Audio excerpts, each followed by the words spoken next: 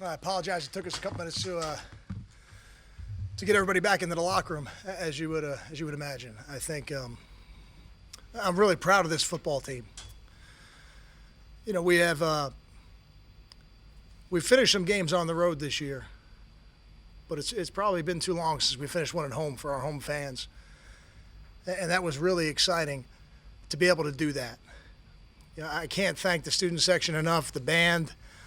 I made it over there for the alma mater with a couple of the players, but they got caught up in the wash a little bit on the field.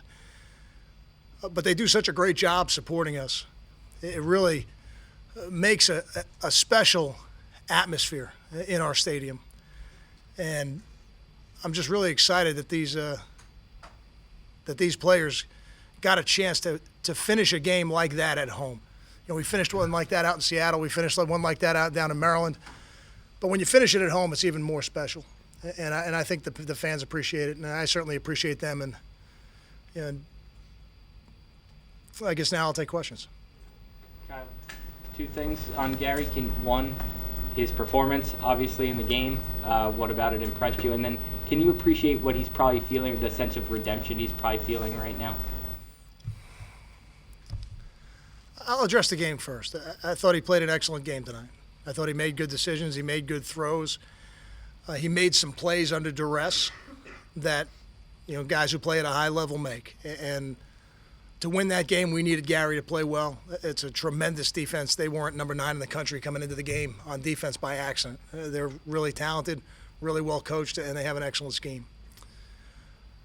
I don't believe in vindication. I've talked to the team about that. You know, after our first loss of the season, I said to them, I said, you know, winning the next week doesn't make up for it. You have to turn the page. You have to put your eyes forward. I think the team in general has done a good job of that. I think Gary's done an excellent job of that. I think he's gotten better each week since that performance.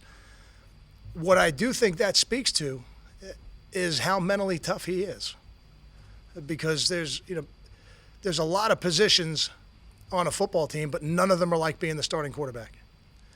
And I think he's handled that position very well. He's gotten better at it in his career, and I think this year he's done an excellent job. And again, coming off a couple weeks ago, what wasn't a great performance, he's put together 3 in a row where he's gotten better, and I'm proud of him for that. Can you talk about your emotions when you see the field goal go up and Toure, again, gets his big hand on it? I didn't have a lot of emotions just yet because I knew we still needed a first down. It didn't surprise me that we blocked it. It didn't surprise me that they attempted it. I thought it was the right thing to do for them because it was a strong wind and they've got a kicker who can make that kick. We were fortunate that the players executed it exactly how we wanted them to in terms of timing the jumps, and then Kamoko and Carlton can both get up there pretty good. And I think somebody told me Kamoko got it. I wasn't sure who got it down on the field.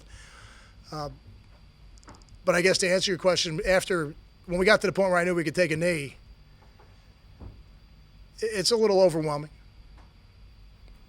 Yeah, I think I'd be disingenuous to tell you it's not. Football games in general are very emotional, I think, for the coaches. You pour so much into them every week. But to have one like that at the end of the game and finish the game with the ball, I was just really excited for the players. There's a lot of players on our team that came to Rutgers to play in games like that and represent our university and our state in games like that. And I couldn't be more excited for them right now.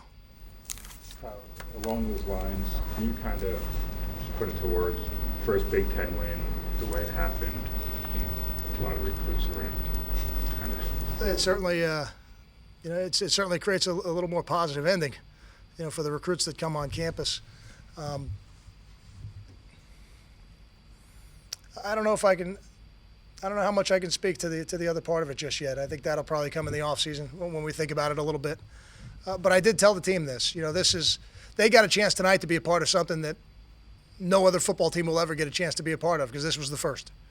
And when it happens for the first time, it's special. And I think it's something that the university will remember, the state will remember, but this team got a chance to actually be a part of it and do it. And it's a great memory that they should take with them the rest of their lives.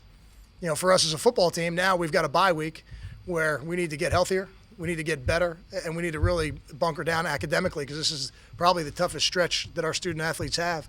academically was this week and next week. And fortunately, next week's a bye, so we can put a little added focus on that. Coach, talk about the night with Gary playing so well, no turnovers, but the offensive line, what they did to protect him and make him feel comfortable throwing. I thought for the most part we protected well. We got sacked a couple times early in the second half where we had some breakdowns. But I thought for the most part we did a good job of protecting Gary tonight and giving him the opportunity to be in the pocket. I thought Gary a couple times escaped from the pocket and made some positive plays running the football. And then at the end, we found enough runs to finish the game. In a game where it was hard to run, it was hard to find runs. We found just enough at the end of the game, and I'm proud of the linemen for that. We're going to look at that film and we're going to make corrections and we're going to see why we didn't run the ball more effectively. But I give a lot of credit to that defense. Again, they were giving up 3 yards a carry coming into this game, and it's for a reason. They're good at what they do. Could you take us through the thinking on the fake punt and what happened in the play? It's a play we've been practicing for a while. And I watched the replay on the board to see if Michael took the 5 steps that we asked him to, and it looked like he did, but then he kind of threw it fading away, so the ball had a little too much air on it. So when we caught it, Timmy got caught. It was something we had confidence would work. We needed to execute it just a little bit better, and I think Timmy doesn't get caught. After this game's over and you go through the handshakes, what's it like to turn around, see the whole student section running at you, and then just see the celebration of the players? It's the most satisfying part of my job, is watching the players celebrate a victory. As coaches, you stay in this long enough, you're fortunate to be a part of some special games and to win enough games. But for these players, they don't get as many opportunities. So when you have a night like this and you get a chance to watch them celebrate on the field, with their students, their fellow students, I think it's very gratifying for me. I enjoy that. You mentioned guys who came here for nights like this. Andrew Gisele's a fifth-year transfer. I think he has like 50 yards of catch so far this season, 2 touchdowns tonight. What's kind of enabled him to be like a big play guy for you guys? I think Andrew's a talented guy, and I think the reason he's been able to work at Rutgers is because he's an egoless player. He came here with no agenda other than wanting to be a part of a successful football team and to fit in however he could. I think he's an excellent example for the younger players in our program in terms of how hard he works. And he has added much-needed depth to a position we needed to add depth to. So, Andrew's talented, but he's a better person than he is a football player. Got time for 2 more? Kyle, what was the difference tonight in being able to manufacture touches for engineering? I think schematically the game lent itself to some one-on-ones, and we felt like if we could get the ball in Janarian's hands, he'd be able to make some plays. And a couple of them he caught clean, a couple of them he had some other chances he didn't catch them clean, but he impacted the game, the way we felt he would. And Janarian's a guy who's got a skill set in terms of speed and change of direction that very few players I think have. So, the more we can find ways to do that, I think the better we'll be on offense. How big was the touchdown drive at the end of the second quarter? You talk about momentum in football games. They had just taken the lead after the fake punt, and then only 2 minutes to go, and Gary gets you that touchdown. I think it's a critical juncture in the game for a couple of reasons. One, we faked the punt, it doesn't work. They score a touchdown, we answered.